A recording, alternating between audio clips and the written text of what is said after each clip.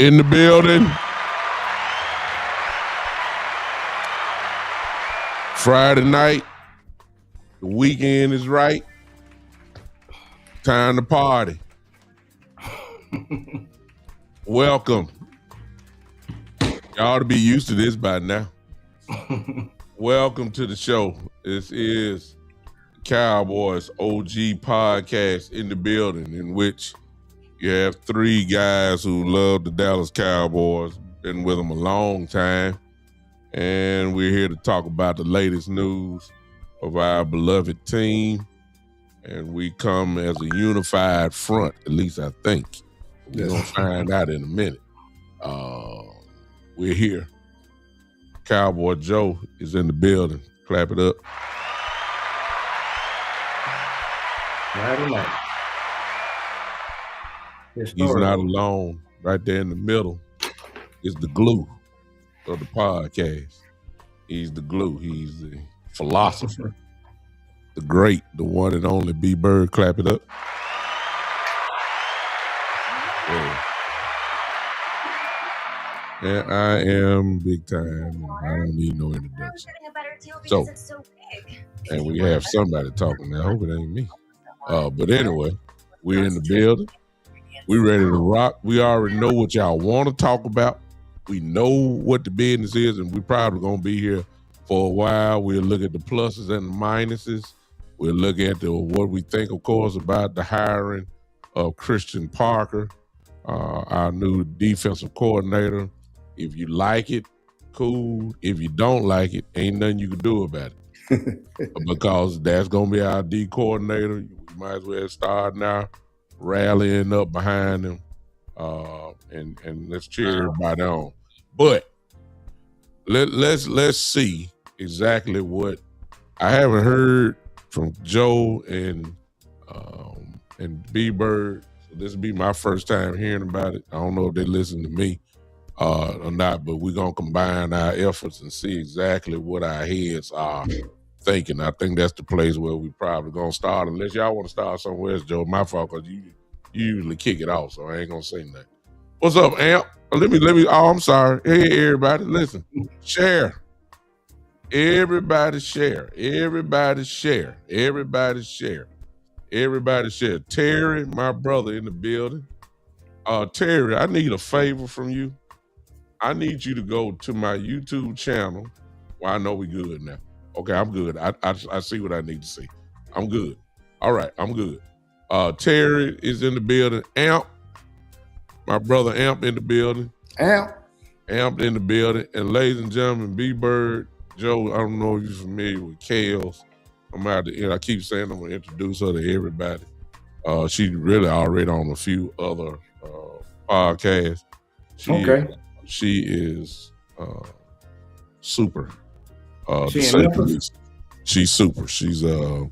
She knows some things. Tamika, I see you. And I'll tell you guys about that because I keep saying I'm going to let her do it and all that, but I guess I need to bring her on the show and let her tell her for herself because I don't want to. She's a dot I cross the T. But when you bring her on the show, y'all, listen, she going to take over your show because she okay. She boss. She one of them Zetas. Nope. Oh, she one okay. of them Zetas. Okay. So she one of them boss lady chicks. So you got to watch her. But anyway, let's go ahead and get this thing started. Joe, however way you want to go with it, it don't necessarily have to be Christian Parker. We start out with whatever you want to start out with because you usually lead off the show. What's up? What's up? So we can start with Christian Parker. I think it was a historical hire. So B-Bird and I was talking backstage about have the Cowboys ever had a defensive coordinator, or African-American defensive coordinator. Woo. So just doing your research a little bit, they had a couple of guys that were sort of like the pseudo defensive coordinator. So one of them was Chris Richard with Wade Phillips. And then the other one, B-Bird, I lost my train of thought already. Who was the other guy? We couldn't remember his name, right? His name was Brian. I think his name was Brian Stewart. Brian Stewart. And so both times, Brian Stewart was working under Wade Phillips and Chris Richard was under Jason Garrett. But both times, Jerry interceded and just removed him from the duties for the most part. So... And then Wade Phillips took over for Brian Stewart, and then Rob Marinelli took back over. And I was telling B-Bird what happened with Chris Richard. He was yelling at Sean Lee and LVE on the sideline. Mm-hmm. And Steven went on the air Monday and said that we don't really do that here. So he was done from there. But so B-Bird, I actually Googled it. The last thing I saw on Chris Richard, he was with the Jaguars in 24. But it's unclear as to whether he stayed with him. But it is a historical occasion. So he is the defensive coordinator, Chris. So he's going to be calling plays for the first time. So it is historical. And then shout out to him, B-Bird. You alerted me that he's a noob. So we're excited about that. So he definitely the five new pie, baby. Five new pie in the house. Yes, sir. So shout out to the noobs. Yes, sir. That's what this is what we do. Yes, sir. Yes, sir. Shoot, here we go. Yeah. Yes, sir. Definitely. Yes, sir. So definitely, we're gonna give him a lot of leeway. There ain't no question. I told you guys last week we don't have a 3 or 4 year plan. We do now. defensively. Yes, sir. But we'll talk about that. But go ahead, B-Bird. Yeah, so it is a historic. We've been watching this franchise for a lot longer than most out there, and for us to hire an African American as a defense coordinator, offensive coordinator for the first time. For one thing, it's a long time coming, to be totally honest with you. But if you think that, I think that one of the questions I asked last time on our OG podcast was, is this going to be a Shotty call or is this going to be a Jones's call? I think we kind of all agree the Joneses are behind this, but this don't look like a Jones's call to me, y'all. No, sir. Certain things that they look for when coaches to check their boxes, and this is not a box that they've checked, young and black. And it's not one that they've done before. And people would say, yeah, well, we think it's a Jones call, but why they ain't done it in the 40 years they've been here? So, you know what I'm saying? I think it's headed to the right direction. Shotty's done a great job of picking offensive coordinators. These offensive coordinators had no connections with the team. He just went out there and said, I want the best guys, man. I want the best dudes, the best ones out there. I've seen this guy here operate. He's operated well on offense, and he did that. You got to look at the defense. They brought Eberflus in before it was all done wrong. They brought him in before they brought Shotty in, and Eberflus was already from an unsuccessful stint in Chicago, and an offset again. I want to give credit to where it's due. Cowboy Joe called that thing out a long time ago. That offset, with the Joneses, and I think that was coming into play too with Gannon, because I think I sent it to Boss Cowboy. It says that, like, if a guy's making $5 million as a head coach and he gets fired, the team still owes him that $5 million. Now, if Dallas gets him, they might pay him $1 million. The team has still to pay him $4 million. So the Cowboys like that kind of stuff, right? They can get a deal and all that kind of stuff. So this is opposite of what they've done in the past, and I think it speaks to the Shotty's making this call. And I don't know a lot about Christian Parker. I did research him some, saw his path to the NFL, and it looked like he's paid his dues. So we just got to be patient with him, man. It's going to be some people that didn't like this pick, and when things go wrong, they're going to voice their opinion. It's toxic in Dallas. So we just got to kind of watch that kind of stuff, man. But we're wishing them the best. Hey, it's nowhere but up from when you're 32nd defense in the league. There you go. Real simple. Want to put this up, gentlemen, just so y'all see who my girl is. Look at that right there. Oh, she ain't lying. So, in other words, she's kind of plugged in. I'll tell y'all. Okay. She's very plugged in. Y'all probably gonna need her on y'all show. Oh yeah. But I'm gonna bring her in. You ain't coming on this one because this the OGs. You too young, but we gray hair and feeble. You understand? Well, let me stop lying. We ain't no feeble guys. Yeah. Let me stop lying. I ain't put that on nobody. This is what I'll say. Y'all brushed over it, and I'm gonna brush over too for the sake of time. But it's historic because of exactly what y'all said to me. This is something that most of us said would never happen. Mm-hmm. Mm-hmm. Because we all kind of figure I've always said that if it walk like a duck, talk like a duck, it ain't no kangaroo. It's a duck. And Jerry will give position coaches to African Americans. He's done that for years. But as far as giving the keys, we just ain't never seen it. And I never thought it would happen. And I've already apologized, but now I go to B Bird. What this lets me know is that because Jerry don't know nothing about no Christian Parker. Oh no. Steven don't know nothing about no Christian Parker, don't know nothing about him, period. But to allow it to happen, because I'm quite sure Jerry did have the final say, but for him to allow it, you automatically know that this was a Schottenheimer call. It just ain't no question about that. So Shotty has it his way. That offense, I believe, was his way. When you start talking about Connor Riley as the offensive coach and Adams, and those guys, those are his guys. Now, he ain't never coached with them, Adams necessarily was, had the title of offensive coordinator, but it was Schottenheimer's offense. It's a classic case, but Schott has never worked with those guys.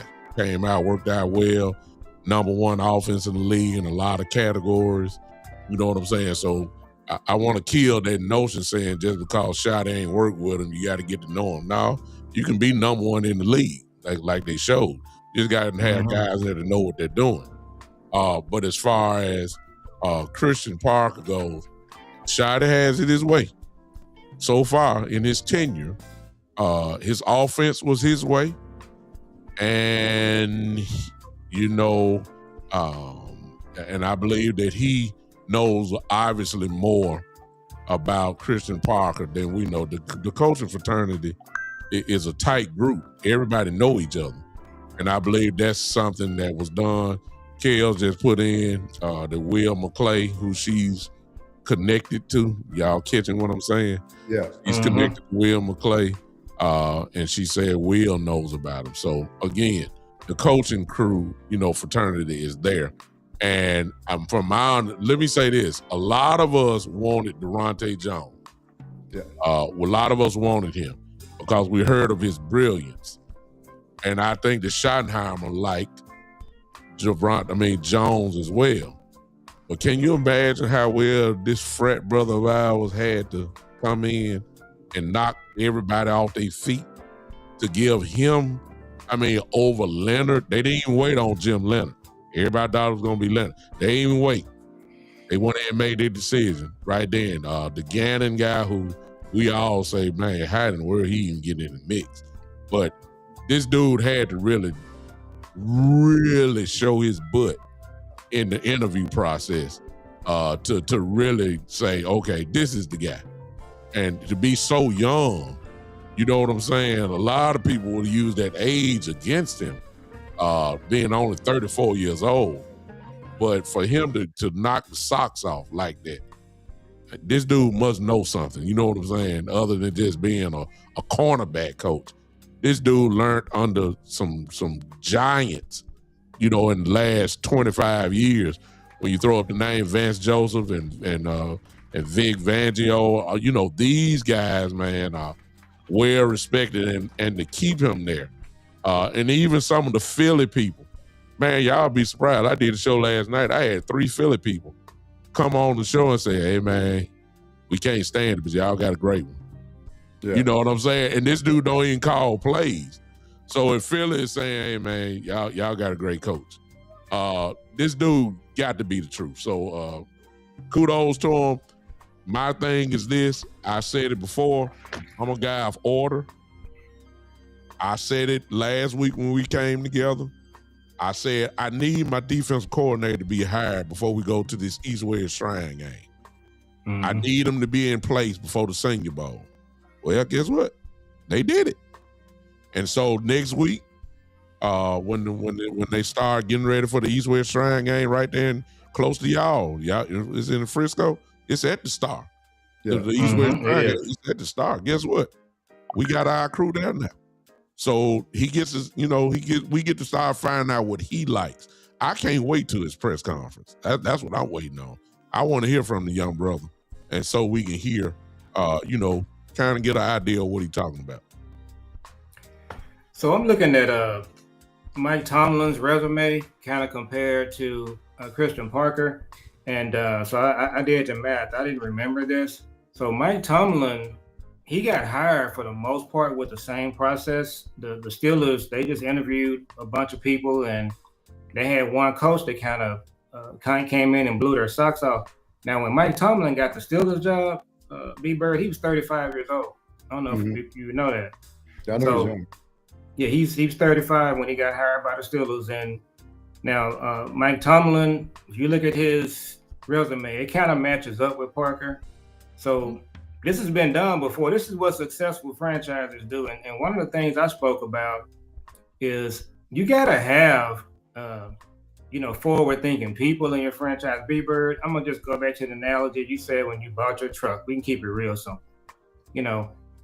As a franchise, you can't keep buying 2013, 2015 model trucks or cars, and because that doesn't work.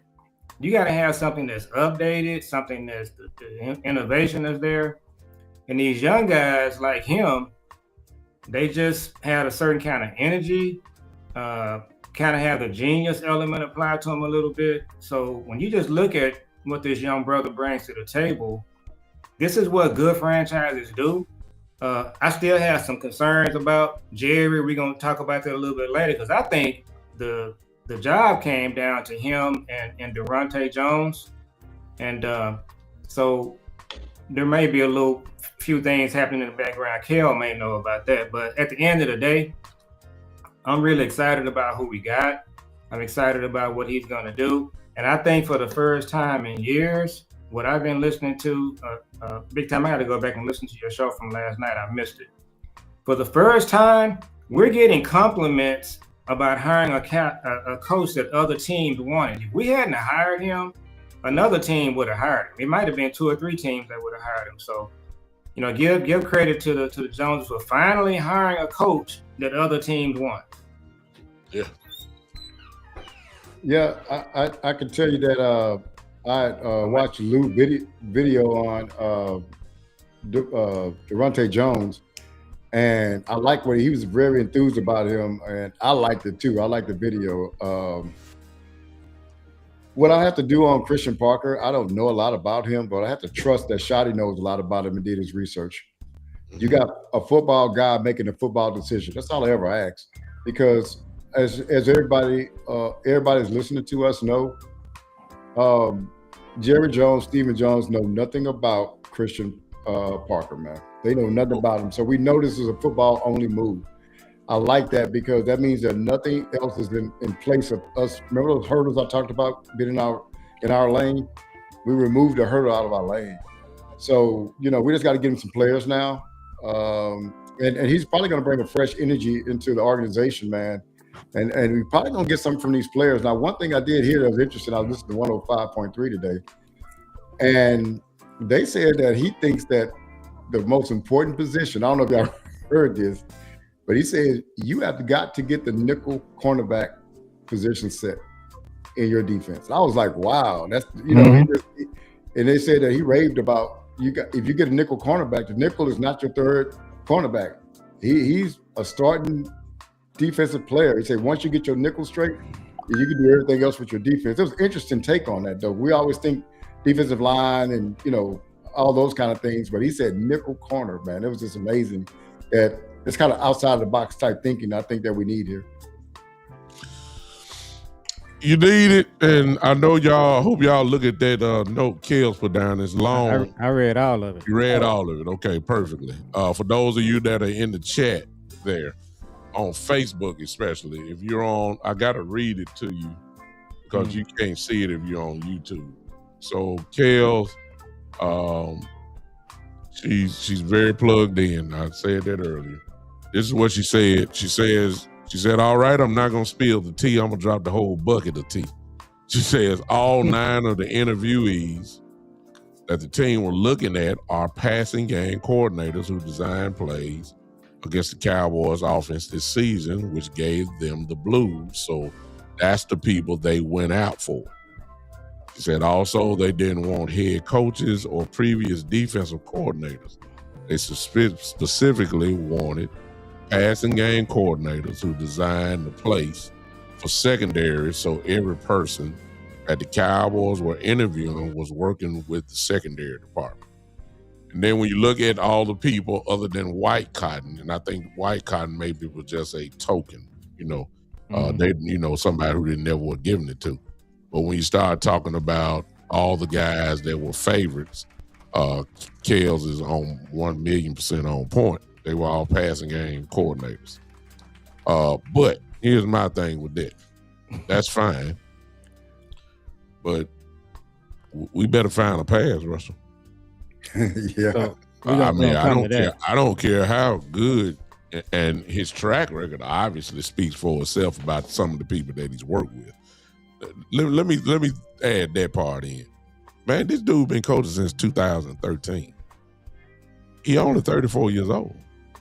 Yeah. Good God, did he just graduate high school and start coaching? Coach Marv last night I think Coach Marv is here. Coach Marv is in the chat. He brought out, and I haven't researched him, but once you do your research, you'll see it there. He coached at HBCU schools.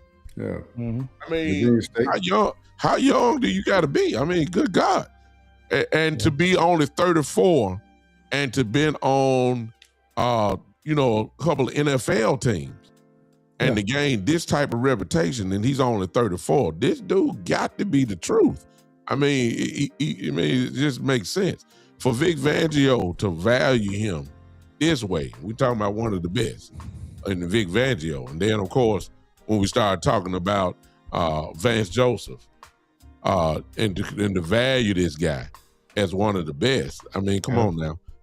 And I guarantee you, Vic Fangio did not want this dude to leave. I mean, he just left just this season. He was 2 first-team All-Pros. Cooper DeJean, Quinyon Mitchell. I don't know if y'all paid attention. They are first-team All-Pro cornerbacks this year.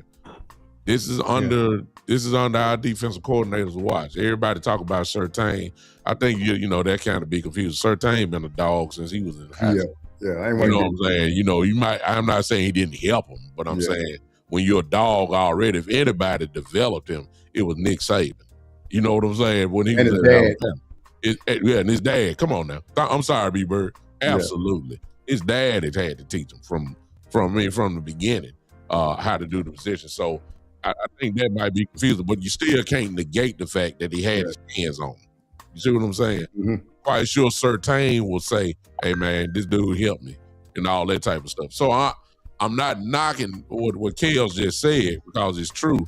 And if that's what they got, then you're talking about, I'm going like this. Well, against the Dallas Cowboys, shoot, Dak Prescott lit up Philadelphia. I always have.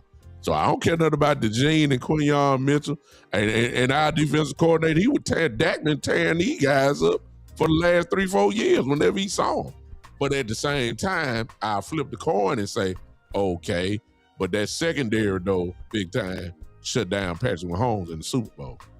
Now, a lot of people say with the front four, and it's true, but you couldn't get nothing. I mean, Kansas City couldn't do nothing in that game at all. So, but again, that goes back to what I was saying with Kale. Well, not with Kale, but I just want to add, in order to make Kansas City look like they did, you better have something on that line that's going to, cause some serious damage. And one thing that we are lacking, yes, we had Quinn Williams. Yes, when Osa and Kenny Clark played with them, they looked better. But we didn't have edge, and we didn't have it. And maybe that might be the direction they may be going on the draft. Again, this dude is a secondary guy. Now that the idea of corner may come into play now at pick 12. He'll get his guy. You just never know what he's doing. But overall, I love, even though it's a bunch of uncertainty or the unknown. Let me say it like that. Everything this dude does will be his first. Everything that he does will be his first. We don't know how he gonna act when the pressure comes. We don't know how he gonna act with halftime adjustments when things ain't going. We don't know. We don't even know the system he gonna run yet. Yeah. We kind of got an idea. We don't know what he gonna do. That's why I can't wait to hear his voice. Yeah. I can't wait to hear his voice. I know Jerry gonna talk. Act like he done known him for 20 years. I don't want to hear all that. I know Shotty gonna kind of protect him. I want to hear what he got to say. Because the question, what are you gonna do? I mean, what is your idea? Because you've never done it before. What is your mindset about a defense? What is it? Is it 4-3? Is it 5-2-5? Is it a 3-4? What is it that you're talking about? Because he ain't never done it before as a play call. So we just got to see. That's why I can't wait to hear him talk. Well, I definitely want to hear the interview that I guess a press conference they have and those questions be asked. I can tell you that I value the defense coordinator that makes everything look the same. I think the quarterbacks are so good nowadays. If you give them a tip about, like, if Dak Prescott knows what you're gonna do a little bit before the snap, boy, you in trouble. He gonna get you. Mm-hmm. But if you can wait and make him make decisions post snap while that defensive rush is coming up on him, any quarterback is going to struggle, man. So when we go back to what you said about Philadelphia against Kansas City, it's twofold. The first thing is getting to the quarterback, causing him to be uncomfortable, making his clock go a little bit quicker. Mm-hmm. The second thing is the defensive back has to be in place to be able to make plays. So they have to have good coverage. Mm-hmm. So it goes hand in hand. But I think the first thing is pressure, because the defensive back can't cover all day. Mm-hmm. But what we have to, I want to see what kind of defensive scheme he runs. I hope it has some things to do with the confusion, not giving away what you're doing at the start of the play, making everything look the same. He disguises well from what I heard. Yeah, you got to disguise. He disguises well from what I heard. That's what that's what I love that, because that's what I loved about when I watched Flores against us, man. I was like, I could tell Dak was uneasy, and I said, I see why he is. You don't know who's rushing, and you don't know who's dropping back. You don't know, they got 8 guys on the line of scrimmage, and you don't know who's doing what. I said, this is confusing. And I said, now Dak don't know, and he, after the snap, he gets back on his back foot, and he don't even know what the coverage is yet, so he don't even know how to throw it. Next thing you know, sack.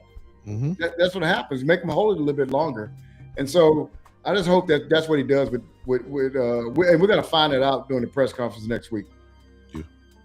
So one of the clips I saw from him, he was being interviewed, and they asked him, what's his prototype defensive back or defensive player? And I thought he had a very good answer. He said he doesn't really have a prototype. He's just looking for good football players. And so I think that's what has gotten us into trouble too. Yeah, we look for certain types of players. That's the reason that we didn't draft TJ Watt, because he didn't fit the prototype of what they were looking for. Well, what should have happened? They should have just said, no, we're taking TJ Watt, and we're just going to figure out how to play him. And so I like the way he answered that question. Hopefully he talks about that in his press conference. But to Kel's point, our secondary was, the way we played was probably the worst in the league. We literally had hundreds of balls being thrown, and our defensive backs are not getting nowhere near the ball. Mm-hmm. So that has to be a priority for him, and that's what we need. Now, I do want to say that we got to definitely get our linebacker situation straightened out.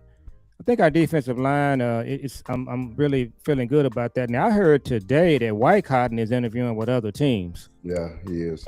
So he's not somebody that myself, I would have been just excited about coming back. I think that, White Cotton, all the coaches from Chicago, hopefully they find other jobs. But I would like to see us just redo this defensive staff and just get something new and fresh and exciting. And I think that when he goes in front of the room, I talked about this on our show last night. There's this thing called ring culture going around where, you have content creators and media people. They're like, if you got a ring, it means nothing. To me, when you have a ring, especially recently, that validates you and what you do. So he's going to be able to walk into the defensive meeting the first time.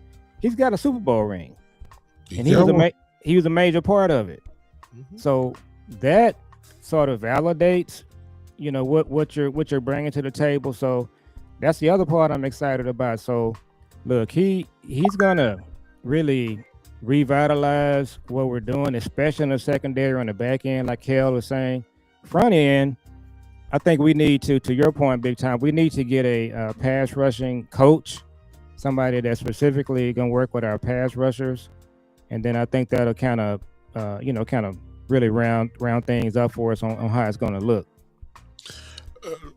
What Kel's is saying, that's part, because some people may be reading it and saying, well, when you start talking about a cover 6 zone, the bottom line is zone, and we just got torched in zone last year. However, you can run a zone, but it's the way you play it. For instance, if you look at Philly's corners, DeJean and Mitchell don't play 9 yards off the ball, off the receiver. They're sticky. They're real sticky. They get their hands on a lot of Get balls. their hands on them, and they still run the zone. Okay, so it's ways even in just alignment and formation style of how you play this thing. So don't get messed up, y'all, by saying, well, because that's what Vic Fangio did. Vic Fangio plays zone. Philly plays zone. They didn't do a lot of man to man. They did not. It was zone coverage. They just played it so well and was so fundamentally sound, and everybody knew where they need to be and all that type of stuff. And of course, Philly has predominantly been, in the last 3-4 years, right at the top of the league in defense anyway. So, and that's playing zone. So let's not get messed up about cover 6 or cover. It's the way you play it. And that would be the difference between Eberflus and Parker. It's the way you play your zone that I think is going to be, the real big difference here. The pass rush, and like Kelly said, of course, cover 6, which is, and there's so many ways that you can cover 6, man. I don't know if y'all familiar, but cover 6, man, you can disguise that thing beautifully. I'm talking about like you don't know what's going on. Once you drop, it's kind of like whoever said that. I think it was Joe. You get on that back foot, man. You don't know what the safety gonna be at. You don't know the depth perception where he will be. I mean, there's a lot of things you can do, and then when you got one of these young, innovative minds, what you think it might happen may not happen anyway because they done figured out another way to do things. So the draft becomes kind of. It's I'm coming strictly from the standpoint of pick 12. It's interesting because see when I look at if Bland is Bland, then okay. But if Bland is not Bland, then might have a little problem here. All right. But the one that's going to really benefit from this dude, it's got to be Ravel, y'all. It's got to be him. Ravel is going to benefit from this dude. Ravel is a first-round talent prior to his knee injury. And Ravel is sticky. He's a freak when you look at him. His body is just totally different. He could run before his knee injury. He shouldn't have played last year, in my opinion. They should have red-shirted him all the way through. Yes. And now he will get all this time, like right now. We should see Ravel at his best, since his knee injury. And I think that this dude is the perfect coach because they're going to bank a lot. They're putting a lot into Ravel. To draft him now, I believe Ravel is going to step up in a major way. Because I can see some of the things that he can do. It's just his body, couldn't do it. I mean, he's just coming off knee injury. But I got a feeling that this dude is really going to benefit us, which comes into the draft. Kind of like what my Brian Smith just said. He said he don't need to be an outside corner talking about Bland. Well, Bland can do both. But I understand what everybody say he need to play on the inside, which means, okay, are you going to go get a vet? Or are you going to draft one at 12 or a little bit lower or whatever the case? I'm saying this dude is a secondary guy. Trust me, he going to have his eyes on secondary in this draft. It don't necessarily have to be in the first round, but that first round cornerback probably going to be there at 12. Now, I'm just saying, he probably going to be there. And when you bring in a coordinator, if you want to fix your defense real quick, well, I ain't going to say real quick, but make a difference, you give this dude what he needs. The offense is going to be legit. We already know this. They should be legit. Get this defense. Get them up from the bottom of the barrel. Remember last year we were saying if the Cowboys, man, were just about 20th in the league, we'd be playing right now. They'll be playing. Yeah. I'd be playing this weekend. We'd be playing. Exactly. We don't need to be the number one defense in the league. We just don't need to be the last.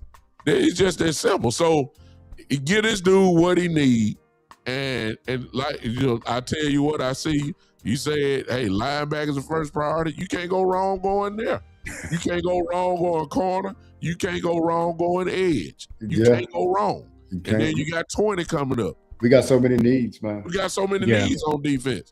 So get this dude what he needs so we can go ahead and do it. Because last thing we need is somebody telling me he don't know what he's doing and all that. Well, give him what he needs, and we'll see what's going on. That's pretty much what I want to say about that. So one thing I'm gonna let you go to, Cowboy Joe. I wonder if he values slot and Bland is better than the slot. Bland already signed his contract. Bland may be in the slot. Yeah. And Ravel, all the things that I heard about him pre-draft from content creators that do a much better job of looking at this than I do. They loved him, but I, as you too, big time, is we need him healthy, not with a knee brace on. I need him playing 100% free, and I think next year he will be that. Boy, I didn't like him playing this year. I always say if you need a knee brace to play quarterback or wide receiver, you probably shouldn't be playing. So that's all I had to say on that, Cowboy Joe. I'm gonna drop it off to you, man. So yeah, if we look at Javonte Williams, Sean Payton didn't give him a good review because he was still coming around from that knee injury. So when he started playing with Dallas, he was 2 years post the injury. Yeah. So you saw how he looked, and that's just been my experience. I know, big time, you talked about it as well. Yeah. So I think if Ravel is 2 years past that knee when the season starts, I think he'll be okay. More importantly, Parker's going to be able to communicate with a player like Ravel. They're going to be in the same, mindset. You got to be able to relate to these young players. Yeah. He's not going to have a problem with Bland. The only thing about Bland is the foot. We know he having the screw repaired. And I was always a Bland guy. And so I think, Bland will be fine if he's healthy. Then going back to the draft, big time, I'm just telling you guys now, you cannot screw this draft up. If you just stay there at 12 and 20 and pick a good player, you're going to be fine. If it's a linebacker at 12, if it's Sonny Styles, just take him. Parker's going to use him effectively. If you take the corner from LSU, he's going to be good. So the Cowboys, what they need to do is just go meat and potatoes. Just stay there and pick a good player. You got some trade down scenarios people been looking at, but you really can't screw this draft up. You can get 2 good players and just plug them into this scheme, and I think you're going to be good to go. You can rebuild this defense in one off season, guys. It doesn't take 2 or 3.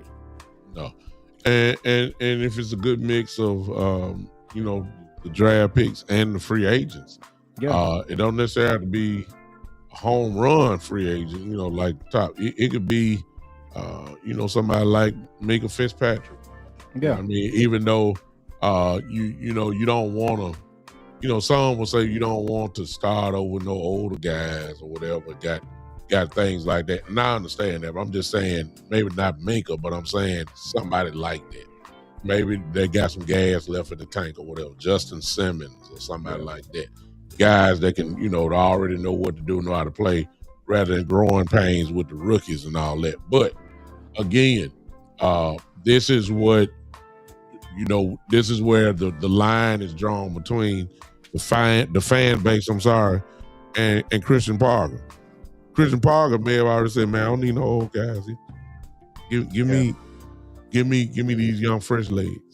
Give me these. I can develop them, and I can develop them quick. That's what. And he said, if you don't believe me, go look at Quinyon Mitchell and Cooper DeJean. Their rookie years, they were in the Super Bowl. Yeah. You had 2 rookie cornerbacks that were starting in the Super Bowl. So you can't say that he can't get the job done. As far they played well. They played well. DeJean was out. I mean, they played well. DeJean is the truth. And I hate to put a racial thing there, but let's be honest. When DeJean was picked out of Iowa, the first thing they were saying about him is, he's a good player, but he's a white cornerback. And they say he gonna get destroyed in the league.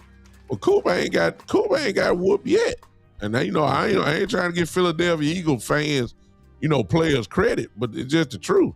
Yeah. The J ain't been raw since he walked into the league. Mitchell has been good too, but I'm just saying, for this dude to be playing like that and to be an all-pro, shoot, when is the last time we had a white first-team all-pro cornerback? When? Good God, who is that? Probably one from the Giants a while ago. Yeah. What year we talking about, B-Bird? Oh, that's a long time ago. That's like early 90s or. I mean, come on. 90s, yeah. So again, this dude knows what he's doing. So like I said, it's gonna be kind of interesting in that. I'm just proud, and all y'all in this chat, can we just go ahead and just say it? I mean, we got to give credit. It's a change. Yeah, it is. Yeah. It's a change that has happened in this franchise. It is. So going back to being proud, I hope Jerry's watching our show, because I got a message for him. Uh-oh. Okay, so when Shotty got the job, he waited 20 years to get a head coaching job, and so at Shotty's press conference, Jerry, I was very disappointed with him. So Shotty's got his mom there, he's got his daughter, his son is there. Of course, his dad's no longer with us. So this was really Shotty's day. So Jerry's up there, he's giving, doing his greatest hits, talking about all of this, how he bought the team, and then he just blurts out, well, Shotty was fired at Seattle at one point. And I'm just saying to myself, this is this guy's moment. He's been waiting to be a head coach for 20 years, and this is what you're gonna do. So I said I'd like to say this. When Christian Parker does his press conference, I don't know if he's married, I don't know if he's got kids, if his mom and dad is there. Memo to Jerry, let him have his day. Let Shotty and Christian Parker have his day. Don't come in here with all of this stuff that you normally do. Talking about oil and crickets in 1965 in Arkansas. Give me a story, man. With the guy's family, sitting there. So that's all I had to say. Well, the thing about Cooper DeJean, man, to be honest with you, I root for guys like that. I root for Cooper Kupp. I root for guys like that people put them in boxes and say what they can't do because of what their skin color is and what the norm is. Mm-hmm. All I look for is, can you play? Yeah. I don't really know I don't care what color you are. Can you play? Mm-hmm. Can you coach? Have you proven it in your past? Every level Cooper DeJean been in, he's excelled. So why am I going to say he cannot excel in pros? Why can I say Cooper Kupp can't excel in pros? These guys are what it is when you do that, you're putting hurdles in your way of being successful, because you have a stereotype in your mind of what a player or a position or a coach should be. So you're saying that this person can't do this. Why? Because he looks like that. Mm-hmm. And so I'm going to say that about the coach, because we've never had a defensive or offensive coordinator, less known a head coach, to be an African American. But what we have to do is you gotta take that away. Alabama had to go get black players. Why? Because other teams had them back in the day, and they was getting their butt whooped. So the only way you could do is take those blinders off and say, I gotta go get the best players. Forget all this. We're gonna be white only or whatever. We getting our butts kicked. And so the Cowboys should have been said that. And that doesn't mean that it's gonna be a black coach. Just go put the best ones in the net, and whoever the best one that come out, pick them, no matter what they are. And so I'm glad that they went outside their norm. And they definitely did that. Yeah, the stereotypes we got to get away from, man, and let people prove that if they've proven themselves to be good, just believe them. They proved it. Believe them and let them advance to wherever they're going to go to. Now, and if he does well, we're putting the cart before the horse. If he does well, he's going to be a head coach. Yeah. And there are some people that are concerned about that too, but I'm not. If he comes in here and he does a good job, in 3 years he's a head coach somewhere, I'm good with that. Yeah, I'm completely fine with that. And then, one thing I want to mention, I'm hoping the Cowboys do this too. They need to go ahead and do a thing where if something happens and he does go on to another team, become a head coach, they need to have something set in place to where there's somebody, in his on his staff or someone like him that can come in and just keep this thing going. Because one of the things the Cowboys keep doing, they keep going back and forth on these defensive systems. They need to just pick one and stay with it. And so when the coach leaves, you plug in another coach, B-Bird, you plug the players in, you just keep it moving. So hopefully what he does is establishes defensively what we're going to be doing for the next 3 or 4 years. And if he ends up getting a head coaching job, he deserves it. Yeah, I want to say this right quick. People was talking about taking candidates out because they may become a head coach. The thing about the Dallas Cowboys is that they are the most high-profile team. If you come in Dallas and you make them go from 32nd to 13th, I don't care who you are, you're going to be up for a head coach position. Yeah. That's just all it is to it. And you hope that your defensive coach is up for a head coaching position, because that means that he's done his job well. Now, I want to speak to something that Joe said, and I'm going to give Skywalker still credit for this. Man, I heard him say this, and I never thought about this. He said, you don't want to know why San Francisco's defense is so good all the time? He said, because they have one system. He said, now when a coach moves on, they get another coach that knows that system to come in. And I was like, wow. He said, the Cowboys keep changing systems every time they get a new defensive coordinator. And I was like, whoa, I never thought about it from that perspective. And he's right. Because if you get one system, somebody that can run that system that may be looking for a job, you just bring them in to run the same system. And it's going to have some differences in it, but the basic of it is going to be the same. That's why it's not a big change for the players. But I think you're right about that, Cowboy Joe, because what you got to be looking at, if this thing is successful, you can say, okay, Christian is going to get another job. Yeah, but this linebacker coach knows the system. He's real good. We're going to look at him to move him through. And then you keep doing it that way. Yep. Wow. I saw what Kels put down. And I don't know if you guys she's on it. I'm reading everything that she puts in there. Exactly who she's talking about. Don't be surprised if CP is that. Oh, that's Christian Parker. He's a particular linebacker and certain safety. Yeah. I know. I know. Yeah, y'all got it. Yeah. Okay. I would love to have a linebacker now. Yeah, I love to have that linebacker too. I love that. And she's right. Is that the kid from Georgia? Yeah. There you go. Now he hasn't been able to stay healthy. No, he has not. But you'll take a chance on him. He's a player. The safety is Blankenship. He hasn't been healthy either. Yeah. But absolutely. I think he knows what he's probably looking for, and it's better than anything that we have. There you go. Yeah. So here's my thing, and I want to pivot just a little bit. Because we already done kissed them and said welcome to Dallas and all that type of stuff. We're good. But it's really not a but. Not really against him, but based off of football knowledge and what we do. And you say, tell you what do we see? That's what I'm talking about. Tell you what, I love your comment. It's perfect. You say, what do y'all think about him being a 3-4 base specialist? I know it would be multiple, but being that he has a 3-4 base, what do y'all think? I don't know what. That's my son posting that, by the way. Oh, okay. That's Jules. Jules. I didn't know that was Jules. Jules. Yeah. That's the one of the baddest young content creators in the world. Jules, old father and son's podcast there. He's Cowboy Joe's son. Some of y'all already watched him. Great question. Here's the answer. I don't know. Because we ain't never seen it.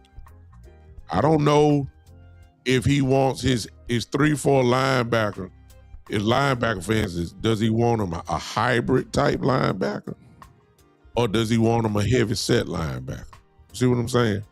Somebody that can go in and get a run, a 230. Does he want an Overshown? Or does he want a thicker linebacker, like a DeMarcus Ware? See, that makes a difference in how you play it. I don't know, with him doing a cover 6 concept, I don't know, for instance, how rangy is his free safety? even though it's a zone. Because some of those times you're going to sneak up your strong safety and let them play in the box and let them float and all that type of stuff. I don't know. I don't know. But if that's a system that he runs, here's my thing about the Jones now and Will McClay. Make sure you get him his prototype so then he can run the defense the way you want it. I don't want your version of 3-4. I want his. That's what I'm saying. So I don't care what he, I believe in what he said, but this is what I wanted to go with. Let me ask y'all this. What are the minuses of having this dude as our coordinator? Not against him, because we don't know nothing about him. We just know he's good, great secondary coach. But this will be, I'm going to say it again, this will be his first time calling his own defense. It's no other question. What do y'all think about, what are the minuses of a guy who's never done it? He's never been a flat-out defensive coordinator on any level. He's been a position coach, a good one at that. But your first defensive coordinator job is going to be on the fly, on the job learning. And you're doing it on, no doubt, the biggest stage in the NFL. All eyes on him. Every week is different. He's gonna be. From what I understand, he grinds up film. He's a great film watcher and all that. I get it. When he make halftime adjustment, that'll be his first time. I guess what I'm saying is, what is do y'all got a problem in this part about, when it comes to inexperience against having somebody in that spot with experience? Y'all got a problem with this or what? Well, I could say this, man. So I think I've told y'all before that and it's going to be kind of a stretch here, but my kids both go to Prairie View A&M University. But they had, in 2024, they had a down year. They fired the coach. And in the offseason, I think Jackson got hired at HBCU, and Michael Vick was also, I think he got hired the same offseason or a year before. But they're real high-profile coaches. But Tremaine Jackson got hired at Prairie View A&M University, which was kind of, it didn't get any limelight. And so when I looked at his resume, he started coaching it right out of TSU. And then he went to I can't remember, it was Texas A&M somewhere, not Texas A&M, but like Texas A&M, Corpus Christi, or some other schools. But you can see him just kind of matriculating through the systems and learning, picking up a bag of tricks from everywhere and picking up this, that, and other. So when I was talking to one of my coworkers who went to Southern, I said, man, I think we got a good coach, man. And he said, why? I said, man, these other guys got the big names, but this guy's paid his dues, man. I mean, he's coached at a lot of different places, won championships, been on championships. He has on coaching staffs, and he's came through it and came up the right way. And not knocking, Deshaun Jackson and Michael Vick, but this guy he got it from the mud, man. And this young man here, Christian Parker's got it from the mud too. So he does not have experience calling the game, but he got experience coaching, man. This guy's been coaching since, I think you said 21 years old, or he got to be. He's 34 years old. We talking about, man, we talking 2013. Good Lord. He had to be right out of high school. Yeah. And so I just think that he's going to be okay because he came up the right way and he got the promotion. He earned it in where he's at today. It was not given to him.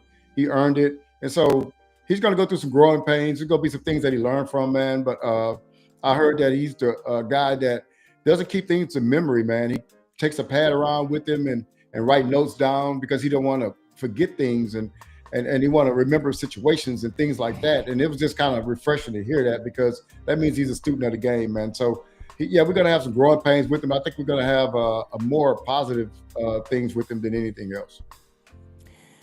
Yeah, I anticipate that we're going to have some growing pains, and that's probably going to happen. But I think my hopium and encouragement is all of these guys got to start somewhere. You know, when Vance Joseph first started calling plays, you know, he had to start somewhere. I like the coach from Detroit, the brother we played against them. So all of these coaches, you got to start somewhere. And I'm going to take you guys way back in the day. A lot of our listeners don't know this name. You guys know it, Norv Turner. When the Cowboys hired Norv Turner, he was their 5th option. They interviewed about 7 or 8 coaches.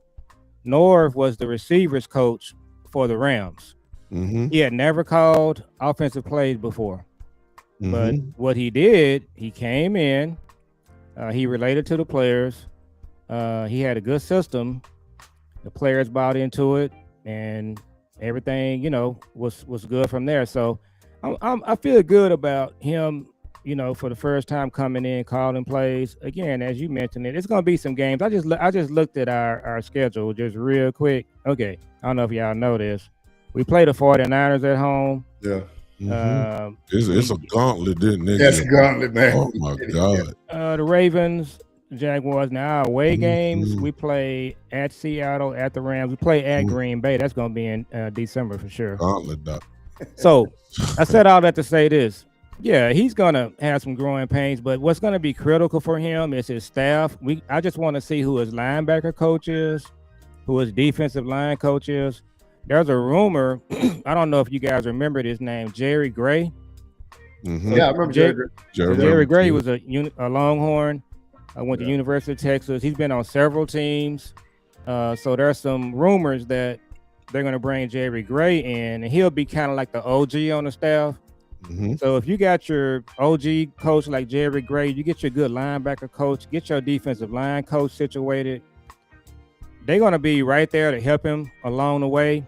So, yeah, he's going to have some growing pains, but again, I'm good with it. I'm like, just let's rip the Band-Aid off and let's just hit it. And your son, you know, pretty much y'all saying the same thing. That's what Jules is saying. Yeah. That the youth is the way, and you came back and supported it, Joe, with you know, just because he's young don't mean that the staff gonna be young.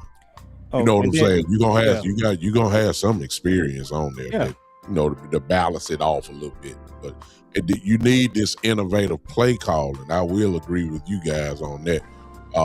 You know, things that you just ain't seen, disguised looks, you know, guys coming up to the line, then sprinting backwards before the play starts, all that type of stuff, corner blitzes and all that, because this is what you saw from you saw the Gene blitz a lot. You saw Mitchell blitz a few times as well. And I ain't even talking about their slot guy that did it as well. Once you start thinking about Philly, and I don't know if that's Vic Fangio or, you know, it is Vic Fangio. He's calling it, but you know, I'm quite sure that, you know, this dude is involved in that some type of way, and I'm quite sure we'll have this there. So, but y'all saw I know y'all just saw the text I sent y'all. Y'all know I did. I check it out, and it came from Kales. I'm telling you, she's well, I got to hook up with Kales. Yeah, and then look at your guy, big time. Now I understand the Ravens hired Mentor from the Chargers, right? Yes. That's the Michigan guy, right? Yes, that's my guy. Love him. So he's never been a head coach before. He's never been a head coach. But he's a young guy. Yes. He's gonna come in, and so this is the way to go. So Christian Parker, he studied under Fangio, he studied under Vance Joseph, so I think he's gonna be okay. Well, check. Let's stick with that. It's for those that are like, you know, I'm just saying, what are the minuses? And y'all say it really ain't a minus. My mind go back to Sean McVay, who will be coaching this weekend. Yeah. Nobody knew him when he got hired with the Rams. No. But good Lord, the Rams found a diamond in the rough, didn't they? Because he considered probably one of the best in the game. And he's still young. I think he's turning 40 this, I believe it's next week or this week. And he's producing other good coaches too. He's producing other good coaches. You know what I'm saying? Even with no draft picks, and the Rams are still always in the mix, and great play call, and all that type of stuff. So, and I think they're gonna win Sunday. By the way. Look out! Yeah, I wouldn't doubt it. I picked them to win at the beginning part. Well, not at the beginning. Once I started seeing it, I thought the Rams played the most consistent football this year. Seattle is right there too, but yeah, just so something about him. Sean McVay, I don't believe he ever called plays before he got that job. I don't think he was an offensive coordinator. Nowhere. No, he came from Washington. Washington had McVay, they had LaFleur, Kyle Shanahan on the same staff. So again, and Sean McVay, right today now, he'll blow a couple of games. Yeah. So he gonna win, but he gonna win a whole lot more of them. He's gonna win a lot more. Yeah. Just ain't no question about that. So again, y'all, once we start thinking about that, it's the unknown that may have a few of us a little skeptical about it, but this is the way of the league now. You got a whole bunch of coaches that, like he just said about Mentor with the Ravens. Mentor is, just came from Michigan not too long ago, but he's never been a head coach. Some of these guys that are head coaches are not, have never been in the spot before. So it's different. Yeah. And I talked about it earlier, B-Bird. Jerry is still lurking. So that's kind of when you say big time, what can be the negatives? It's Jerry. Yeah. He's still lurking. He got a 34-year-old coach. He's still gonna try to do his, Jerry got to be Jerry. So to answer your question, the one thing that could mess it up is Jerry. And we got to talk about this on one of our other shows. Is I'm not 100% sure our scouting department is doing a good job, so that can be a problem for him as well. Well, let me say this, man, and I want to ask y'all a question because I feel strongly about. Will do all right though. That's me. Go ahead. I feel strongly about this. If you don't get the defensive end position solved, and you don't have a threat at that defensive end position to get you 12 to 13 to 14 sacks, to me, man, it ain't gonna matter. Yeah. I mean, you can get the back end, you can get the best you got back there. If that quarterback got all day to throw, like we gave him this year, it's just not going to matter, and he's not going to look good. So getting the defensive end, getting the defensive coordinator, but also the second thing to me, y'all, we got to get pressure from the outside. Now, I don't know if that's Ruben Baines. I don't know if that's Hendrickson. I don't know if that's Crosby. I don't know who it is. But I think our next year, our Super Bowl run hinges on that. And you don't depend on a rookie? I don't want to. That's what I'm saying. I don't want to. You remember the 90s, man. What got us over the hump? Y'all remember that, right? Oh, yeah. Yeah. And so we got a defensive end for San Francisco that came in and he was a difference maker. That was our only issue on defense. We could not get to the passer. But once we got somebody to get to the passer, then that was it, man. And so we got to be able to affect the quarterback, make that clock speed up. If he holds the ball too long, he's on his back. We got to get that guy. We had that guy. We're not going to rehash that. But we got to get somebody of that ilk or, somebody that could do similar to what Michael was able to do here. You think Jerry going to spend $30+ million on Hendrickson? I don't think he had to spend that much. Do you? Henderson's an older guy. He's coming off injury. I don't know if you have to spend that much on him. I would think so. I don't think he's going to get no 34, 35. And is he healthy? Yeah. He's going to have fresh legs. He really didn't play this year. Nah, he ain't played much at all this year. So I think he's at least worth 30.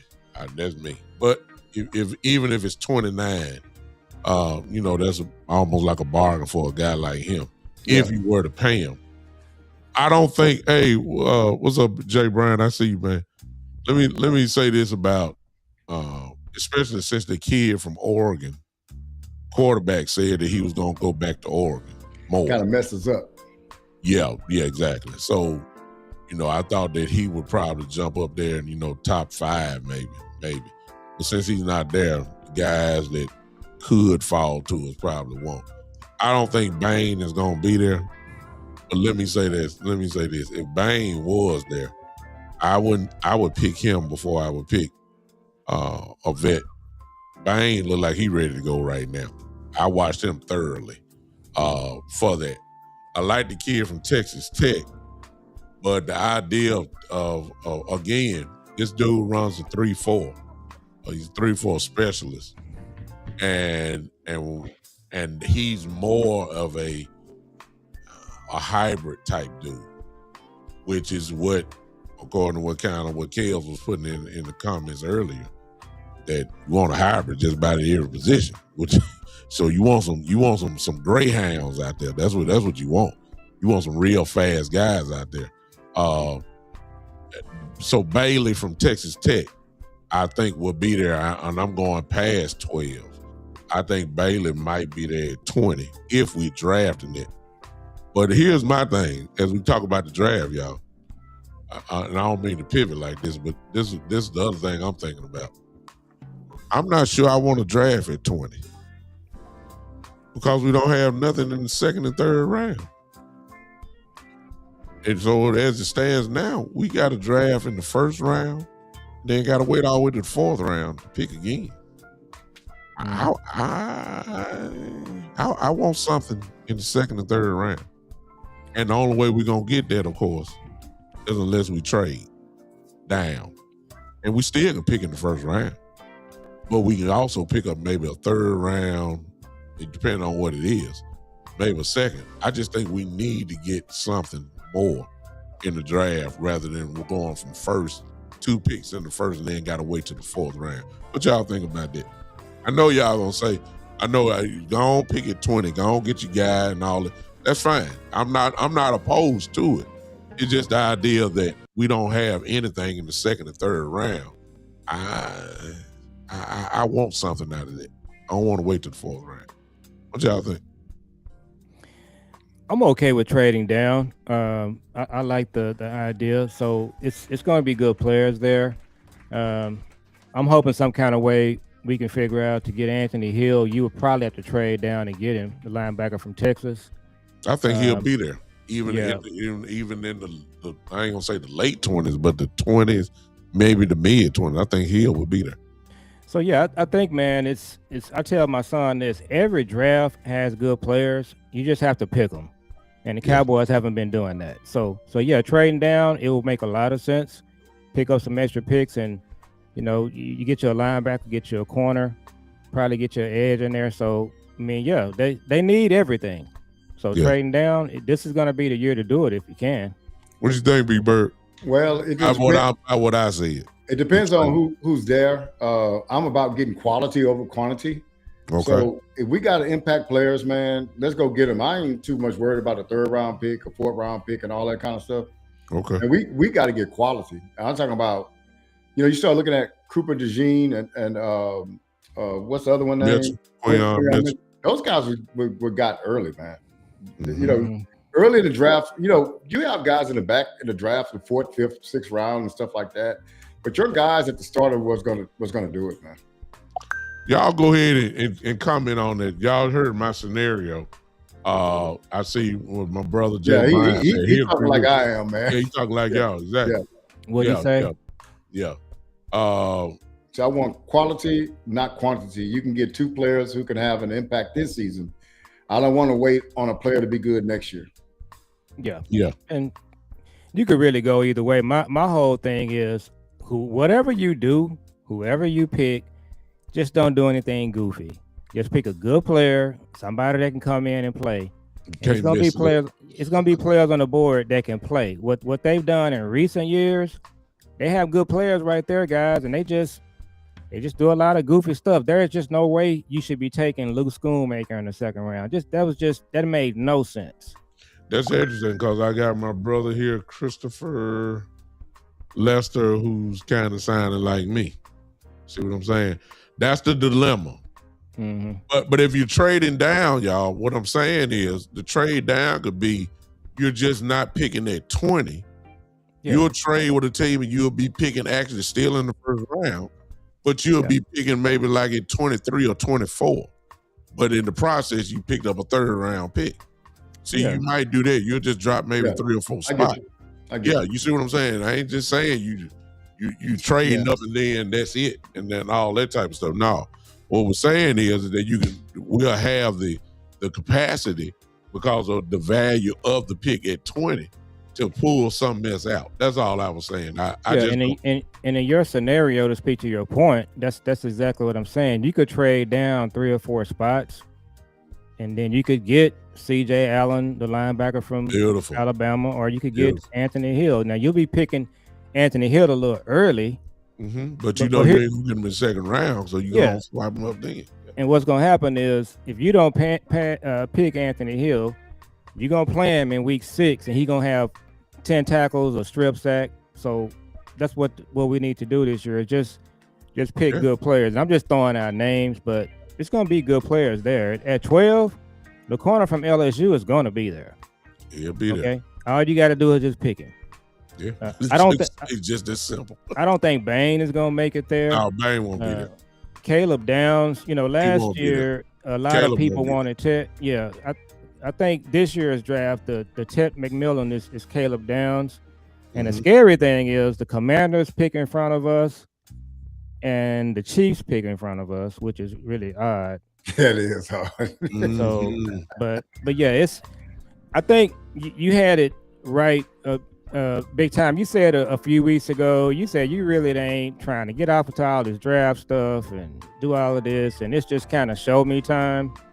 So yeah, I think we're gonna be able to just analyze this draft backward and forward. But yeah, it's I'm just at this point just excited about the coach. Want to see what kind of assistants he's gonna hire, and then getting some good players and just let him go to work. I mean, I'm impressed with the guy. We didn't talk about this.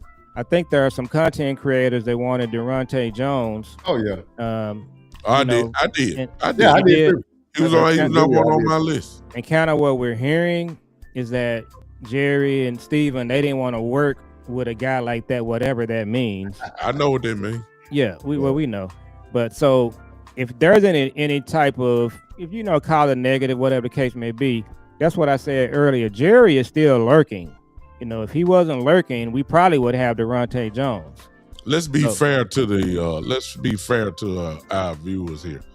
Just in case you don't know, what Big Joe just said was, and what me Burns saying we know, is that the report is that Durante Jones just knocked out the interview process. I mean, like, he blowed people away with his smartness. But what they also figured is that he's from Flores. And what they also said was he's kind of headstrong. So he wouldn't be a laid down, you stump on me type of dude. He's one of those guys that will stand up to you and, go on get. And Jerry never have like strong people. Shoot, he fired him. He fired Jimmy Johnson. He fired Bill Parcells. He don't like strong guys. He like lay it down guys. But what he gonna find out about this dude is he ain't no lay it down type dude. Yeah, that's all I'm gonna say. Yeah, so one of the things that I was thinking about, man, when I sit around thinking about the Cowboys, the thing I remember about Shotty was in an interview when he became coach, the word deference was used by Jerry, and that was really, and Jerry was trying to use it as a positive, but to me, it was a negative. But if I really think back to, it's only 2 coaches that he hired that did not have deference, and that was Jimmy Johnson and Bill Parcells. There you go. Every other coach had deference to Jerry. And so that's the thing that he values most. So that's why Durante Jones wasn't going to work here. Brian Flores wasn't going to work here. Why? Because, as Fisher said, the person that would end up being uncomfortable is Jerry Jones. And so now you got his Durante coming in here, and he's the same way. So Jerry's like, nah, I can't have these headstrong dudes in here. Can't do that. So hopefully Christian Parker comes in on his Trojan horse one way, gets in the door and becomes that guy. You know what I'm saying? But when you get results, now they can't really move you around, right? There you go. So we'll have to see. So what's gonna be fun to watch is if Durante Jones get hired as a coordinator, we'll be able to see, both guys go to work and see what happens there. Yeah. So, but yeah, I think Durante gonna go. I think Durante, Joe and B Bird. I think he's going right back to Minnesota with Flores. Yeah. I mean, why not? Yeah. So hopefully, he gets another shot. So or Kelly. Did you go by Kel or Kelly? Kels. Just call her Kels. Kelz. That's her name on. Okay. When she does So her podcast. Kels. So Orr is a guy that's from the DF Dub where I am. He went to North Texas. So I think he will be an excellent linebackers coach. So if he comes in and hires Orr, get a couple of other good coaches, somebody like Jerry Gray, I think White Cotton is probably going to go somewhere else. So that's what it's all about. He needs to put a staff together, man, of just guys with energy, guys that can go in front of these defensive players, and also be open to suggestions and changes. Somebody says, Coach, I'm having some problems with this. Let's take a look at this. You can't say, I don't like grits. You just can't. You cannot do that with these players in today's game. That was terrible. Yeah. So I think he's going to be a good fit with the guys, and like I said, he has a ring. It's not like he's coming in there. He's never had success. He's 34 years old. He got a Super Bowl ring. He should wear his ring in his first meeting with the players. If I was him, but wow. I got a player question, and this is just from memory. Chat, y'all can join in. So we're saying that Caleb Downs is not going to be there, but when was the last time a safety was taken that high, the top 10? Roy Williams. Well, I'm talking about period, right? I'm saying that's how far it's been. Probably Roy Williams. So that if Caleb Downs falls, I may be wrong on that. He could fall to 12, I think. I don't think so. But you also forgetting though, B-Bird, there's a lot of people, and you may be right depending on the needs of teams. But the thing that everybody's saying is that he is the best player in the draft, regardless of position.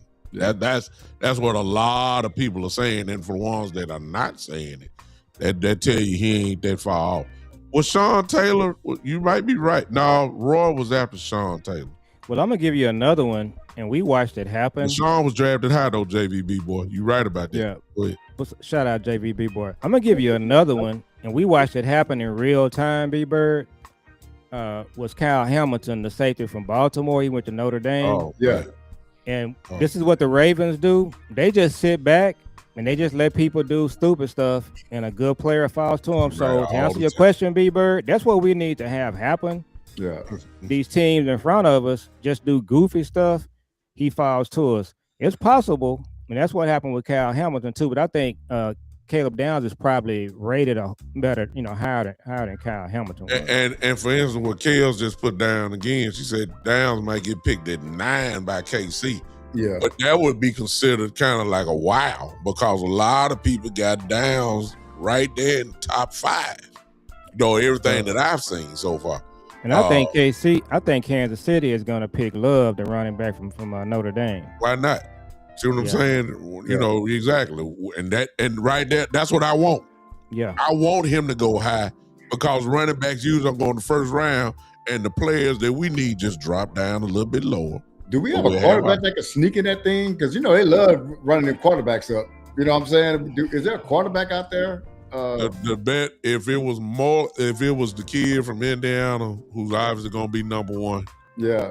Moore was, at first, they were saying that it was really a question on who was going to be the number 1 pick. But now, since Moore say he's going back there, the next best quarterback, I believe, at least as of right now, is and it changes as we get close to the draft. But as of now, more people are talking about Ty Simpson from Alabama. Oh, okay. More than anybody. But when you say Ty Simpson, you're not thinking top 10. Well, what hurt us is when So what hurt us was in Chambliss from Ole Miss went back to school. He went back. There you go. That hurt us. We had a couple of dudes messed us up. Yeah. That you knew that they were gonna drop. Yeah. You know how it is. Let me ask y'all this. I think I asked y'all this before, and I know we got the new coordinator. But I also remember Schottenheimer when he first got here saying that we win in the trenches. That kid from Miami, man, that tackle. I'm trying to tell y'all. Yeah. Don't be surprised, man. Might be a Booker, but Yeah. Yes. First year, great. And the key thing, y'all, if Terrence Steele is let go of prior to the draft, that would be your clue. Yeah. That don't be surprised at 12, we pick that right tackle out of Miami, or let's go B Bird's route. Speaking of Booker, could it be that you'll wait to the pick 20 and go get Proctor out of Alabama, who's the right tackle that played beside Booker all of those years at Alabama? That's his tackle, who he played with. And what better way than to get that good thing back going to put Proctor right beside Booker right there at right tackle for the team. I'm just saying, y'all, he said we ran in the trenches, and y'all know the Cowboys love picking in the first round an offensive line. So while we talking about edge, while I'm talking about safety, while y'all talking about linebacker, some of y'all talking about corner, please understand, we got too much evidence. They love drafting linemen in the first round. They've done pretty well with that too, though. That's the thing. They've done well. They've done well with it, and so that's why it is safe for them to pick. They can say they call it successful and everything else. So, but we're gonna know a lot about in free agency. Yeah, and when they start making hold your thought. If Steele leaves, that would be a great pick. Yeah, it would be, and I wouldn't even be mad. I wouldn't be mad. I wouldn't be mad at it. No, I wouldn't be mad at all. Go ahead. I'm sorry, B-Bird. No. I was going to say, while you saying all that earlier about drafting offensive linemen, I was going to say I can understand that. I can see that, right? Because we were kind of leaking on those on our tackles. Yes, sir. Yeah, and so you said, hey, I want to fortify that thing, man. And so I can and then what they're doing is protecting your $60 million investment, man. Yes. And so I can't have people just running free at my guy. You know what I'm saying? So I need somebody that can protect him. And if I can get Steele off this roster and save the money, and I can put a rookie in that spot. But if I'm active in free agency, I go get some of the things that we need, that we thought we can get out the draft, but we can fortify that in free agency. Well, then that loosens us up for the draft. That's why you shouldn't go in the draft hungry. Yeah. Yeah. Very hungry. Yeah. Yeah. So going back to my theme, if Proctor is the best pick, just pick him.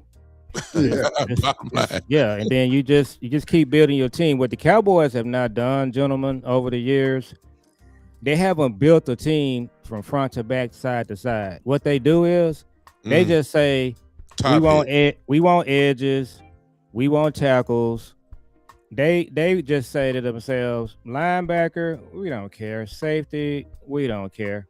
They the only team that does that, guys. What you can never go wrong with is just build your entire team. You know, so I have an uncle. He was a Cowboy hater. He lives in Dallas, grew up in Dallas. He was a Cowboy hater. I think he was quietly a Cowboy fan in the background. He never told me that, but so when he watched our teams in the 90s play, you know what he told me one time? I was standing in his driveway. He said, you know what I like about your team with Jimmy Johnson's team? He said, there is no area of the field, offensively or defensively, that you guys give up. He said, defensively, you're covering every area of the field. Offensively, your team is covering every area of the field. That was his compliment from a Cowboy hater. And that's true for today. And what the Cowboys have strayed away from the last 30 years is they don't build an entire team. They don't get a safety or safeties, linebackers. They just, that's what they got to change. If you think about it, Joe, they never really prioritized the middle of the field on defense. Yeah. So think about this. Even before this year, defensive tackle was not a big thing to them. That was just something that they had to get. Linebacker, we can go find those guys anywhere. Safeties, hey, we can go find some cast-offs from this team and up the middle. But look, the cornerbacks and defensive ends. So what teams did? Run down the middle on us. You know what I'm saying? So, but you can't just be like, well, we can get away with just have it. No, man, you got to attack all those positions and find the best players in all those positions and build a true team, a true defense, man. And that's what Belichick has done. That's what Brian Flores has done. These the good teams, you play them, they ain't giving you nothing. Yeah. They got it. They trying to cover every position on the field. So go ahead, Big Time. Man, I'm just listening. It sounds like a real war room right here. Yeah. This is how it's gonna be on the as we get close to the draft. I saw what Kel said, and she says that Christian Parker wants the first picks to be defense. Rightfully so. Yeah, I ain't got no problem with that. I'm just saying I know how the Cowboys are with these offensive linemen, and that's what happened last year. We need a wide receiver last year at 12, and they went in and got a lineman. And thanks be to God. And speaking, shout out to Tyler Booker for making the all-rookie team. Yeah. I thought that he would be a Pro Bowler in his first year. I thought he would because he played that well. But it's good to know that he was recognized. He's going to be an all-pro for a long time to come. So Big Time, can I do something right quick? I need to give a big shout-out. I should have sent you this. So if you go into Google and just Google Chet Brooks, Chet Brooks. So I played high school football with Chet at Dallas Carter here in Dallas. So he went to Texas A&M and he played for the 49ers. And he passed away last week. And so his homegoing is tomorrow. So shout out to, prayers up to Chet and his family. He won 2 Super Bowls with the 49ers and was one of my teammates. So just want to just say condolences to the Brooks family. Yes. Young guy had a battle with cancer, and so his homegoing is tomorrow. So shout out to the Brooks family, and definitely want to lift you guys up there in prayer. Man, that's awesome, man. Shout out to you. I'm praying for the family and everybody that's involved who's been impacted by that young man's life, and praying that God's strength would be upon him. No question about it. Need his peace. Absolutely. No doubt about it. I just want, as I was saying, though, this is the kind of talks that we'll be heavily involved in, at least on this show and all the shows that they're, the individual shows, Joe's and B-Bird's shows. Just about every content creator is going to be, doing this type of things. And we also going to be, at least on my show, I'm going to go and pull out we're going to have a little fun. We're going to do the mock drafts, y'all. Y'all know y'all ready for it. We're going to do all that. And that's always fun. So the content creator thing is about to really crank up with this. I got to bring this superstar out because she's dominant. I told y'all, she taking over. She in the chat. Y'all ain't going to even get a word in once she put it live on the mic. So I'm just telling you. Big Time, I got a question for you. Go ahead. So I'm talking about Kels. Yeah. So we was talking about getting the left tackle and the right tackle. Mm-hmm. The reason why, y'all, is because good tackles don't come up to free agency. No, they don't. You don't just go get a young tackle in free agency. If they that good, the team gonna sign them. The only way you get good tackles is pretty much to draft those guys, man. Yeah. So what I'm trying to say is, like, those are some positions out there that, like, if people are like, why y'all talking offense when our defense so bad? Because these left tackles don't grow on trees, man. They grow in college. No, and I don't care what y'all say. Look for the little small clues. If Terrence Steele is let go of before the draft, or even if they draft the guy, if they draft a first round right tackle, Terrence Steele will not be a Dallas Cowboy. Oh no, he gone. Yeah, he gone. If they let him go before the draft, the right tackle now comes into play. It don't necessarily have to be the kid from Miami. It could be later at 20. It could, that I'm just saying, it's gonna be a tackle. I don't think they're gonna spend no money in free agency. Cause see, you can't go cheap in that area. Yeah. See what I'm saying? And the Cowboys at heart are still very cheap. until I see it, very differently. They're not going. You can't go get to a Cracker Jack box and get you a good right tackle or left tackle. You can't do that. You got to spend money to get that. And tackles make money, so Jerry ain't gonna spend that amount of money on those guys. Kels, thank you, Kels. See what I'm saying? Kels say Steele's contract expires March 8th. That's right around the corner. That's right. It's before the draft. It's like Hey, I'm a month telling away, y'all. man. Yeah, I'm telling y'all. Yeah, she ain't no joke now. Let me tell you something. If Steele is not re-signed, if they go by, I'm telling you right now, right tackle is in play very early in the draft because they got to keep Dak Prescott on his feet. And I'm just telling you that right now. Y'all know the Cowboys love first round linemen. Y'all know that. It ain't just started. It's been this way for a long time. And I don't put it past them. Schottenheimer believes in that. So that's why we got Booker. Schottenheimer wanted Booker. Y'all wanted Matthew Golden. Y'all wanted Tet. Y'all wanted that stuff. Y'all got Pickens instead. Y'all ain't know we gonna go get Pickens. But that's who you wanted. I'm telling you, man. Oh, look at it. Say Kale. I already know. We know Tolbert. So Kale says Steele will not be here. So yeah, in that scenario, Kales, if you take a tackle at 12 or 20, I'm good with it. You still got another pick. Yeah, you just take your defensive player, and then you got to do B-Bird. They have to free agency. This has to be their year. It got to be their year, man. Yeah, and they got money. They got money. It's do or die. This is it, and this is it right here. They don't have 3 years to do nothing. Okay. No.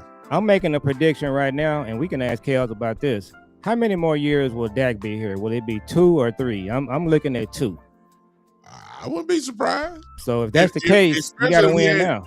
Especially if he haven't delivered. Yeah. Just throw that in.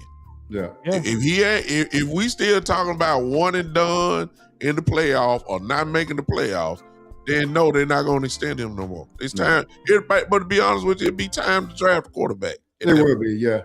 And so with the offensive lineman, I know we spent a time on that, but one of the things too y'all could be seeing is Guyton moving back to the right side, right tackle position if Steele's not here, and they just drafting somebody, put him on the left side because Guyton was a right tackle anyway out of college. You open up a big can of worms, there, Big Bird. Yeah, I know, man. See, if you do that, then now the question becomes really, is Tyler Smith gonna move to left tackle? Because you ain't fit to put a rookie left tackle there. Yeah, you just not. Yeah, well, you're not gonna do that. Now that opens up. Now you say who your guard gonna be. Now you may be drafting another guard or something. You open up a can of worms there. But remember, they was talking about that at the end of the year last year. Yeah, I know. So it ain't like it's foreign language. I don't think they got to spend money. That's what I'm saying.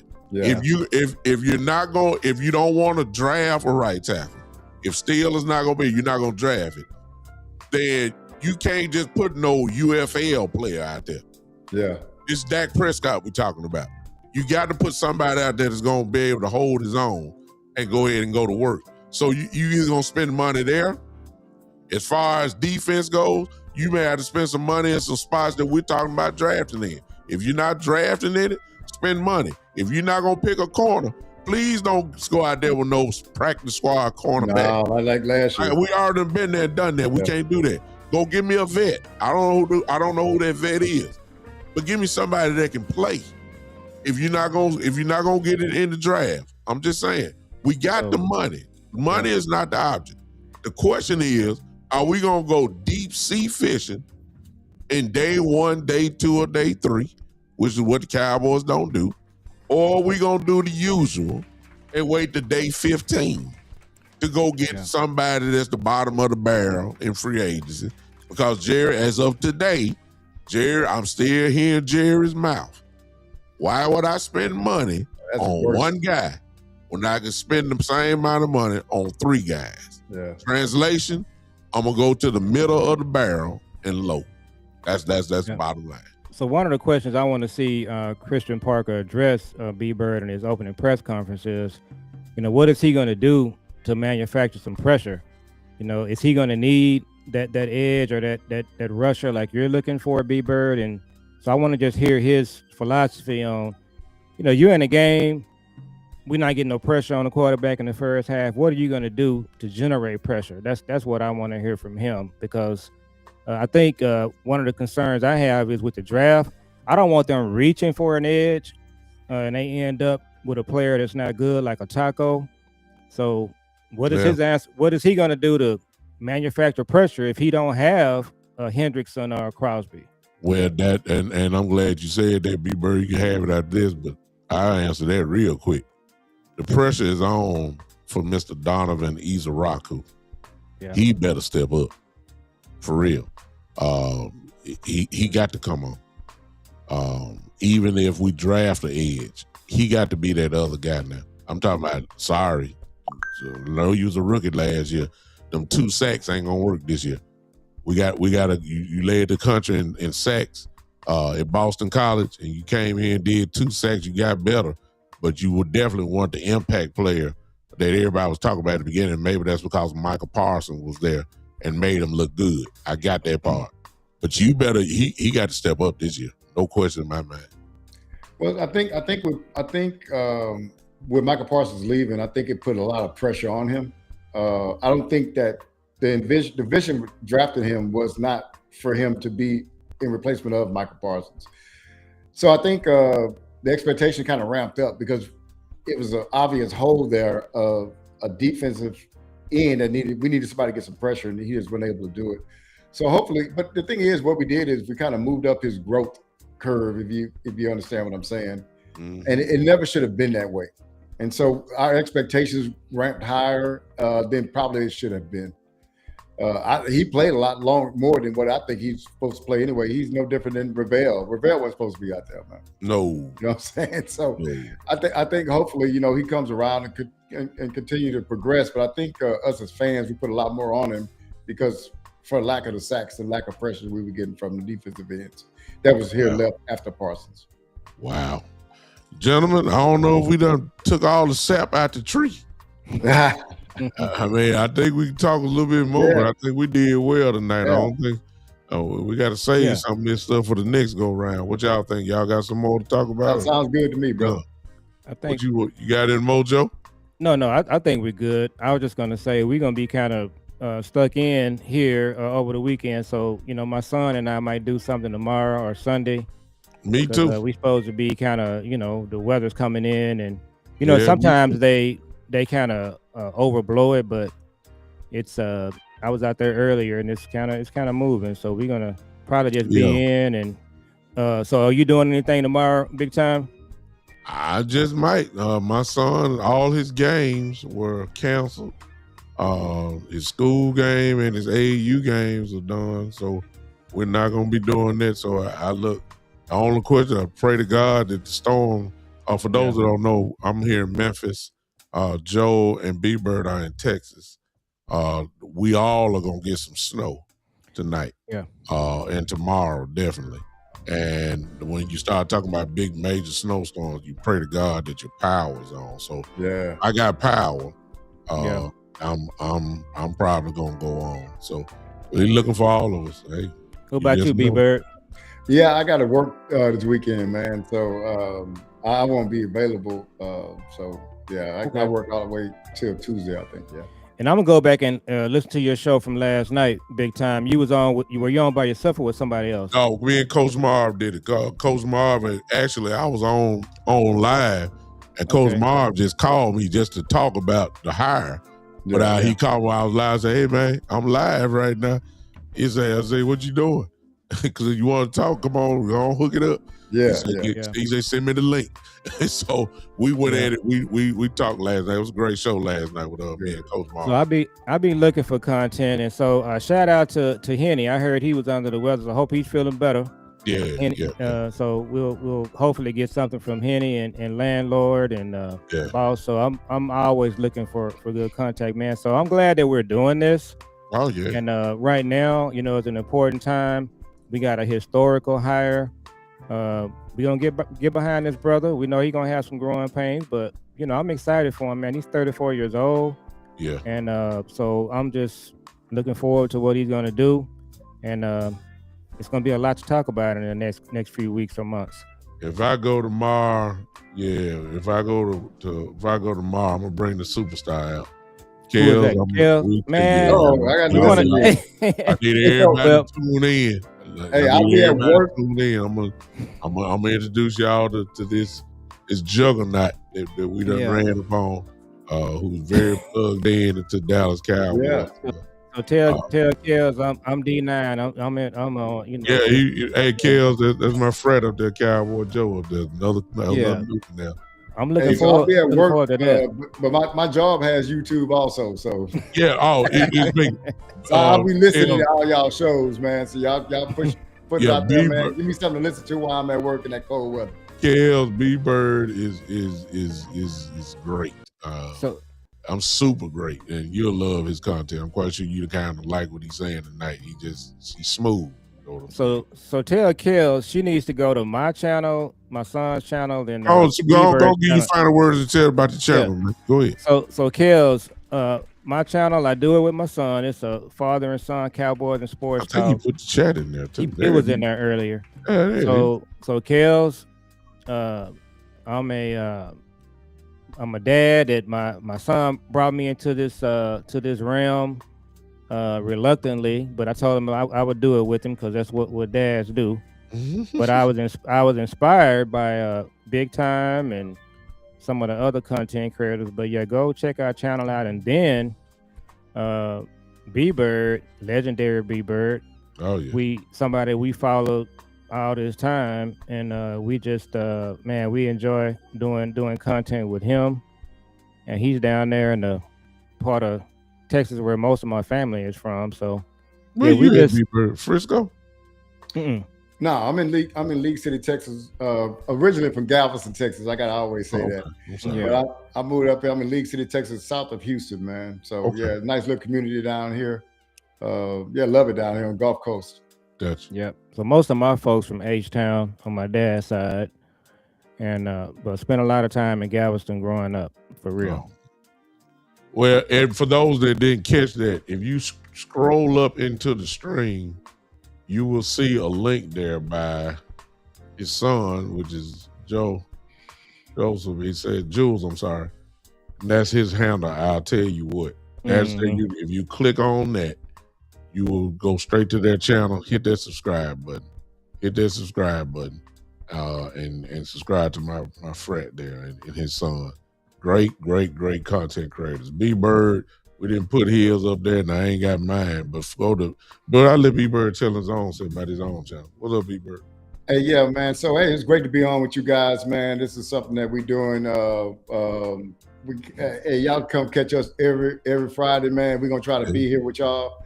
I love being on with some guys my age, man. We can kind of reminisce, and we went through some things in life, and life's taught us some things about football. Football's taught us some things about life, man. These Dallas Cowboys always give us things to talk about. B-Bird Cowboys is my YouTube, and I'm that on Twitter. So y'all give me a follow on both, man. I'm going to start putting out more content. Big Time, my daughter did an intro for me, man, and I can't wait to preview that and attach it to my show. The show's coming along. I've been buying equipment along the way. Got a new computer, man, and everything is kind of coming along. I put a little bit into it, and just got to get up and put content out. There's no excuse. Just got to get up and do it, man, when I have an opportunity. And so hopefully y'all see more of me, man, and only way this thing grows is if I get behind it and start doing the work behind it. So, I love doing it because I have a passion for the Dallas Cowboys. I always have and will till the day I die. And it's just great to be on with people like you two guys, but also the chat, man. I've always said that in this community, man, we are amongst our Cowboy fans in our own little circles, we are the biggest ones. And so to want and crave information and be able to talk Cowboy talk, this is a small, this is not the casual fans here. These are the real fans here, man. So I appreciate you two guys and everybody in the chat and all the content creators out there, man, that just kind of make this thing work, man, that inspired me to actually do this. Big Time, you the guy that inspired me to do it, to be totally honest with you, man. I said, man, that dude doing it, I can do it too. So, man. And I just wanted to tell you thanks for that. And Cowboy Joe, man, I saw you and your son on So I want to get on with those guys one day. You know what I'm saying? I was able to do that too. So I just want to tell you I appreciate everything that y'all brought to the table and having me on, man. And we're gonna continue to do this on Fridays. Awesome. And I put in B-Bird's channel there. The first one, y'all see it. That is his link, his YouTube channel. I put it up there. Y'all see that there. And then I put mine there. So if you click on either one of those, along with Cowboy Joe, you got all three of our shows there. So you can go ahead and click it and subscribe. My girl Kels is on here. She done plugged hers in.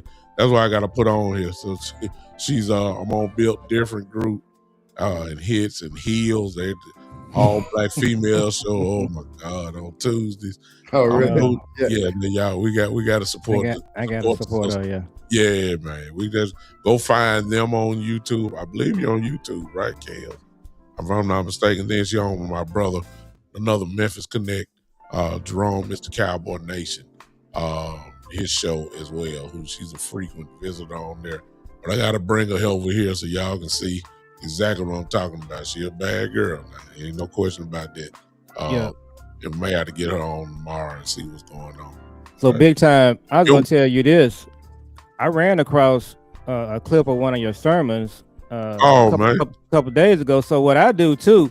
Oh, man. So when I'm not listening to content creators, I'm listening to Pastor Freddie Haynes. Oh yes, sir. Jamal Bryant. I listen to my pastors, Pastor Brian Carter. But yeah, okay. Man, I said all that to say, shoot, man, when you preach, you need to send me the link so I can, I'm trying to. Yes, sir. Yes, sir. We always try to get the word, baby. Yeah, I'm trying to make it here. I send it in our little text thread. I send it to you so you can. Absolutely. Hey, I'll be at work. I'm supposed to be working. I'm listening to one of your sermons. I got you, man. I appreciate you. I appreciate y'all. I'm gonna put it in the chat. Yeah. Y'all. Hey, just turn on. Listen, if you turn on the live notifications for everybody, you won't miss us. It's really that simple. So even though I'm saying I'm coming on tomorrow, things happen. You just never know. Power may be out. I pray to God that my power's not out. Pray to God Joe's not out. And don't be careful out there, B-Bird. Because you are going to be out there working. Yeah. Be careful. But if you turn on the live notifications to everybody, if you're looking up Kale's thing now, please, okay. Uncle Buddy. Kale's right there. She said she'll be free after 4. She'll be at Uncle Buddy, who is Richard Smallwood's funeral. Okay. Gotcha. So we're praying for everybody, even during this time, if homegoing celebrations, earth has no sorrow that heaven cannot heal. So keep that in mind. God is with us, even in the tough times. Absolutely. It's just yes, sir. Turn on the live notifications, y'all. You won't miss us. You catch everything. Content creator season is about to heat up tremendously between now and particularly the draft. All of us will be super busy. And hope that you guys will come hang with us. Hopefully we can educate and entertain you guys as we always try. Listen, we out of here. We tried to do the best we could.